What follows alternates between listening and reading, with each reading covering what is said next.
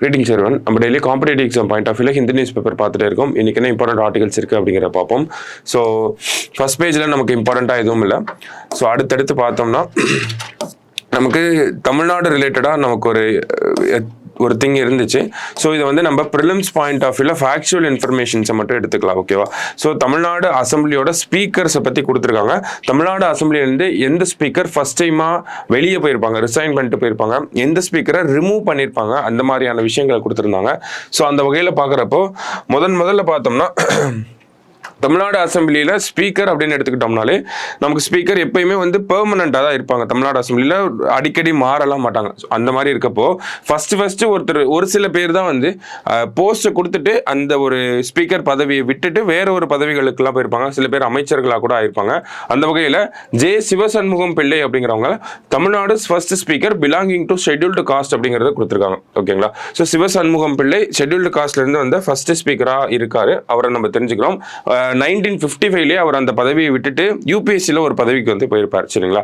So அந்த வகையில் J Sivashanmugam பிள்ளை அப்படிங்கிறவரை தெரிஞ்சுக்கிறோம். அதுக்கப்புறமா நம்ம சொல்லியிருந்தோம் தமிழ்நாடோட வரலாற்றிலே, தமிழ்நாடோட லெஜிஸ்லேட்டிவ் அசம்பிளி ஹிஸ்டரியிலே ஒரே ஒரு ஸ்பீக்கரை மட்டும்தான் ரிமூவ் பண்ணியிருப்பாங்க. சரிங்களா? அந்த பதவியிலிருந்து அவங்க நீக்கி இருப்பாங்க.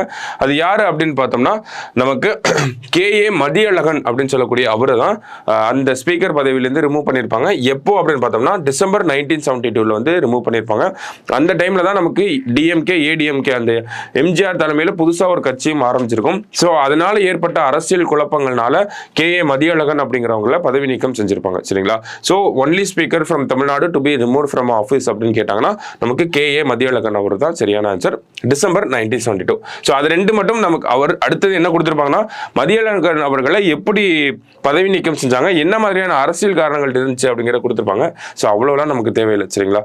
ஸோ அடுத்தது பார்த்தோம் அப்படின்னா நேற்று ஜிஎஸ்டி கலெக்ஷன்ஸோட அந்த டேட்டா வந்திருக்கு. ஃபினான்ஷியல் இயர் 2023-24 அந்த ஒட்டுமொத்த ஜிஎஸ்டி கலெக்ஷன் அப்படிங்கிறது எவ்வளோ இருக்குன்னா 20.18 lakh crore அப்படிங்கிறது இருக்கு. சரிங்களா?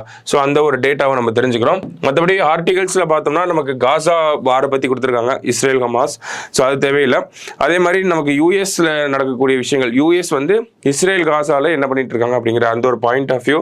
அடுத்தது இங்கே பார்த்தோம் அப்படின்னா poll campaigns in India must reflect climate issues அப்படிங்கறத கொடுத்திருக்காங்க. ஓகேவா? சோ இந்த இடத்துல என்ன பார்க்கறோம் அப்படின்னா ஒரு ஒரு செட் ஆஃப் ஐடியாஸ் வந்து கொடுத்திருப்பாங்க. என்ன அப்படின்னு பார்த்தோம்னா நமக்கு சமீபத்தில் வேர்ல்டு மெட்ராலஜிக்கல் ஆர்கனைசேஷன் ஒரு ரிப்போர்ட் வந்து கொடுத்திருப்பாங்க. அந்த ரிப்போர்ட்ல என்ன சொல்லியிருப்பாங்க, 2023 தான் ரெக்கார்டட் ஹிஸ்டரியிலே, பதிவு செய்யப்பட்ட வரலாறுலேயே மிகவும் ஒரு வெப்பமான ஆண்டாக இருந்துச்சு. ரெக்கார்டட் ஹிஸ்டரியிலே ஹாட்டஸ்ட் இயரா இருந்துச்சு 2023 அப்படிங்கிறது. ஸோ அந்த ஒரு ரெக்கார்டை மட்டும் ப்ரோக் பண்ணல, நிறைய ரெக்கார்ட்ஸை சப்சிக்வெண்டா ப்ரோக் பண்ணிட்டே வந்துச்சு. என்னென்ன அப்படின்னு பார்த்தோம்னா 2023 அப்படிங்கிறது இந்த கடல் மட்டம், கடல் நீர் வந்து சீயோட அந்த ரைஸ் இன் சீ லெவல் அப்படின்னு சொல்லுவோம் இல்லையா? ஸோ அந்த கடல் மட்டம் உயர்வு அது அப்படிங்கிறது அதிகமாக இருந்துச்சு. அண்டார்டிகாவோட ஐஸ் கவர் அப்படிங்கிறது கம்மியாயிட்டே வந்துச்சு. இந்த மாதிரி கிளேசியர் மெல்ட் அப்படிங்கிறது அதிகமாக இருந்துச்சு. ஸோ இந்த மாதிரி எல்லா விதமான விஷயமுமே 2023 தான் ரெக்கார்ட் செட் பண்ணியிருக்கோம். ஓகேவா? டெம்பரேச்சரில் மட்டும் இல்லை, இந்த ஐஸ் மெல்ட் ஆகிறதுலேருந்து நமக்கு சீ லெவல் இன்க்ரீஸ் ஆகிற வரைக்கும் எல்லாத்தோட ரெக்கார்டுமே எந்த வருஷத்துக்கு வருது? 2023 தான் வருது. அதுக்கப்புறம் இப்போ என்ன சொல்லியிருக்காங்க பார்த்தோம்னா யூகேவோட சயின்டிஸ்ட் வந்து என்ன சொல்லியிருக்காங்கன்னா அடுத்தடுத்த ஆண்டுகள் அப்படிங்கிறது 2023 மாதிரி 2024 தான் ரெக்கார்டு ஹிஸ்டரியிலே டாப்பா அந்த ஒரு எல்லா ரெக்கார்ட்ஸையும் பிரேக் பண்ணக்கூடிய ஒரு ஆண்டாக இருக்கும். அதே மாதிரி 2025 எல்லா ரெக்கார்டையும் பிரேக் பண்ணும். 2026 வரைக்கும் இந்த ஒரு ட்ரெண்ட் அப்படிங்கிறது கண்டிப்பா இருக்கும் அப்படின்னு சொல்லியிருக்காங்க. அதுக்கு 93% சான்சஸ் இருக்கு அப்படிங்கறத சொல்லியிருக்காங்க. ஓகேவா? ஸோ அந்த வகையில நமக்கு இந்த ஒரு டெம்பரேச்சர் ரைஸ் அப்படிங்கிறது இன்க்ரீஸ் ஆகிட்டே இருக்கு. அண்ட் தென் இதெல்லாம் என்ன ஒரு காரணம், என்ன ஒரு பின்னணியில இந்த மாதிரி எல்லாம் நமக்கு வருது அப்படின்னு பார்த்தோம்னா நமக்கு இண்டஸ்ட்ரியல் ரெவல்யூஷனுக்கு போறாங்க. ஓகேவா? இந்த இண்டஸ்ட்ரியல் ரெவல்யூஷன்ல இருந்து தான் நம்மளோட லைஃப் ஸ்டைல் அப்படிங்கிறது வேர்ல்டு ஃபுல்லாவே மாறிட்டே இருந்துச்சு. குளோபலி இந்த ஒரு லைஃப் ஸ்டைல் சேஞ்சஸ் அப்படிங்கிறது இருந்துச்சு. ஏன்னா மெக்கானைசேஷன் அப்படிங்கிறது அதிகமாச்சு, நிறைய டெக்னாலஜியை கண்டுபிடிச்சோம், அதனால நிறைய இனோவேஷன் வர ஆரம்பிச்சது. இனோவேஷன் வர வர நம்மளோட லைஃப் ஸ்டைல் அப்படிங்கிறது மாறுச்சு.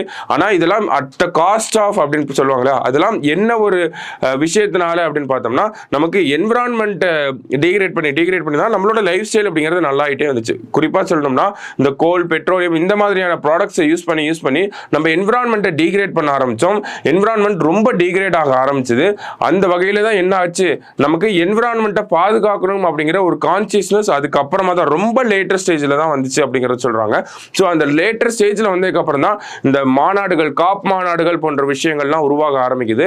அப்படி உருவான இந்த காப் மாநாடுல COP21 2015 நடந்த மாநாட்டில் தான் பாரிஸ் கிளைமேட் அக்ரிமெண்ட் அப்படிங்கிற ஒரு விஷயத்தை எல்லா உலக நாடுகளும் கையெழுத்திடுறாங்க. இந்த பாரிஸ் கிளைமேட் அக்ரிமெண்ட் அப்படிங்கிறது என்ன சொல்லுது அப்படின்னு பார்த்தோம்னா, நமக்கு இண்டஸ்ட்ரியல் ரெவல்யூஷனுக்கு முன்னாடி இருந்த டெம்பரேச்சரோட அதை பேஸ் டெம்பரேச்சரா எடுத்துக்கிறாங்க.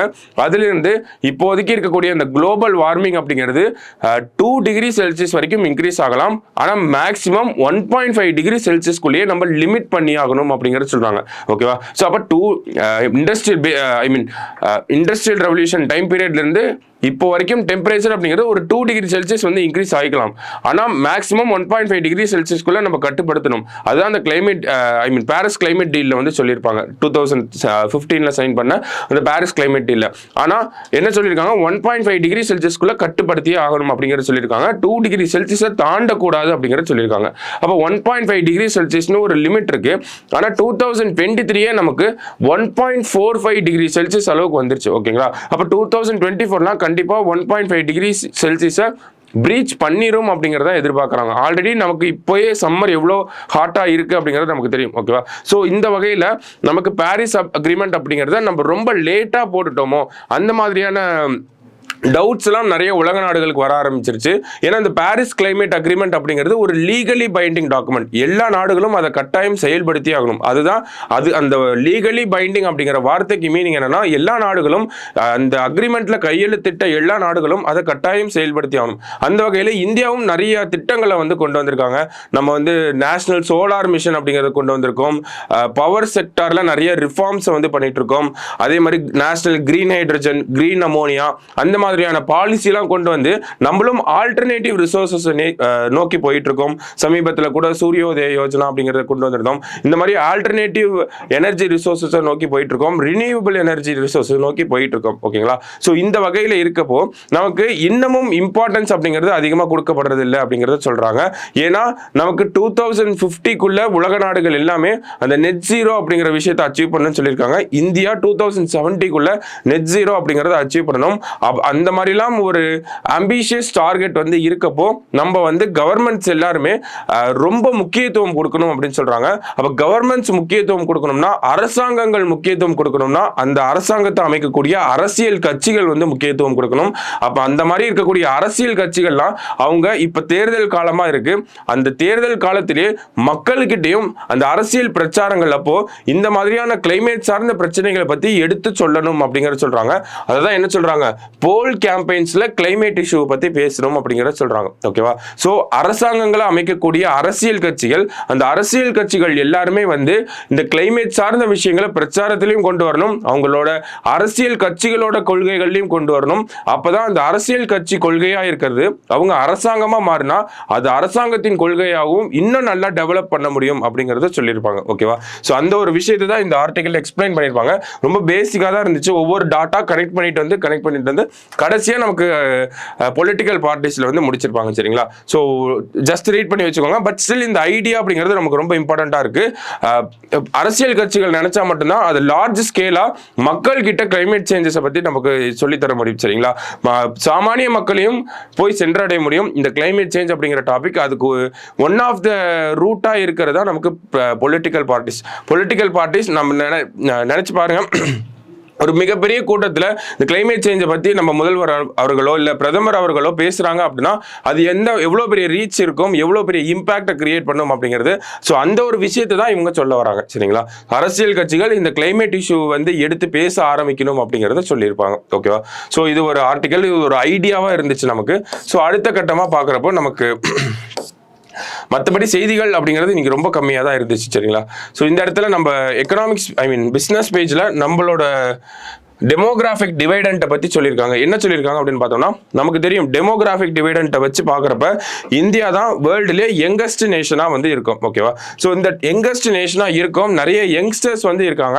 ஆனால் அவங்களுக்கு தகுந்த வேலை வாய்ப்பை கிரியேட் பண்ணுறோம்னா கிடையாது அப்படிங்கிறத சொல்லியிருக்காங்க. இதை யார் சொல்லியிருக்காங்க அப்படின்னா வேர்ல்டு பேங்க் வந்து சொல்லியிருக்காங்க. இந்தியா மட்டும் இல்லை, இந்தியாவை சுற்றி இருக்கக்கூடிய சவுத் ஏஷியன் நேஷன்ஸ், ஓகேவா, தெற்காசிய நாடுகள் எல்லா நாடுகளுமே ஓரளவுக்கு யங்கான நாடுகளாக இன்னும் கொஞ்சம் நாளைக்கு இருப்பாங்க.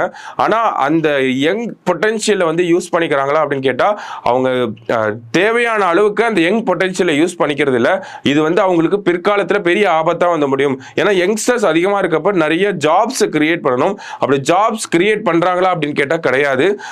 எல்லா நாடுகளோட எக்கானமிஸும் ஓரளவுக்கு நல்லா தான் க்ரோ ஆகிட்டு இருக்கு. இந்த எக்ஸாம்பிளுக்கு இந்தியாவை எடுத்து பார்த்துக்கிட்டோம்னா அடுத்த வருஷம் இந்த ஒரு ஃபினான்ஷியல் இயரில் 7.5% க்ரோ ஆகும் அப்படிங்கிறத சொல்லியிருக்காங்க. பட் ஸ்டில் 7.5% க்ரோத் இருந்தாலுமே அந்த growth அப்படிங்கிறது இன்னமும் யங்ஸ்டர்ஸை இன்க்ளூட் பண்ணாம தான் இருக்கு. யங்ஸ்டர்ஸை இன்க்ளூட் பண்ணி அன்எம்ப்ளாய்மெண்ட் இஷ்யூஸை அட்ரஸ் பண்ணி அந்த டெமோகிராஃபிக் டிவைடண்ட் யங் நேஷன் அப்படிங்கிற அந்த ஒரு விஷயத்தை ஃபுல்லாக எக்ஸ்ப்ளாய்ட் பண்ணாங்க அப்படின்னா இந்தியாவோட growth இன்னமும் அதிகமாக இருக்கும் அப்படிங்கிறது சொல்றாங்க. அப்போ இந்தியாவோட growth அதிகமாக இருக்கிறதுக்கு என்னெல்லாம் பண்ணலாம் அப்படின்னா எஜுகேஷனை இன்க்ரீஸ் பண்ணணும், ஸ்கில் டெவலப்மெண்ட்ல அதிக முக்கியத்துவம் கொடுக்கணும், அதே மாதிரி விமனை வந்து ஒர்க் ஃபோர்ஸ்குள்ள அதிகமாக கொண்டு வரணும் அப்படிங்கிறத சொல்லியிருக்காங்க. சரிங்களா? ஸோ இந்த ஒரு விஷயத்தை யார் சொல்லியிருக்காங்க அப்படின்னு பார்த்தோம்னா நமக்கு வேர்ல்டு பேங்க் வந்து இந்த ஒரு செட் ஆஃப் அட்வைஸ் அப்படிங்கிறத நம்ம இந்தியன் கவர்மெண்ட்டுக்கு வந்து கொடுத்துருக்காங்க. ஸோ மற்றபடி பார்த்தோம் அப்படின்னா இன்னைக்கு நியூஸ் பேப்பரில் டிஸ்கஸ் பண்ணுற அளவுக்கு வேறு விஷயங்கள் இல்லை, ஸ்போர்ட்ஸ் தான் இருந்துச்சு. அதுக்கப்புறம் பார்த்தோம்னா ஸோ ஒரு 2-3 இம்பார்ட்டன்ட் ஆர்டிகல்ஸ் பார்த்துருக்கோம். நமக்கு போல் கேம்பெயின்ஸில், அதாவது அரசியல் கட்சிகள் கிளைமேட் இஷ்யூஸை எடுத்து பேசணும். அடுத்தது இந்தியாவோட அந்த டெமோகிராஃபிக் டிவைடண்ட்டை எப்படி யூட்டிலைஸ் பண்ணணும், அதுக்கு வேர்ல்டு பேங்க் என்ன சொல்லியிருக்காங்க அப்படிங்கிறதெல்லாம் பார்த்தோம். ஸோ இன்னைக்கு நியூஸ் பேப்பரில் இதெல்லாம் தான் இருந்துச்சு. நாளைக்கு நியூஸ் பேப்பர் அனாலிசிஸில் மீட் பண்ணலாம். தேங்க்யூ.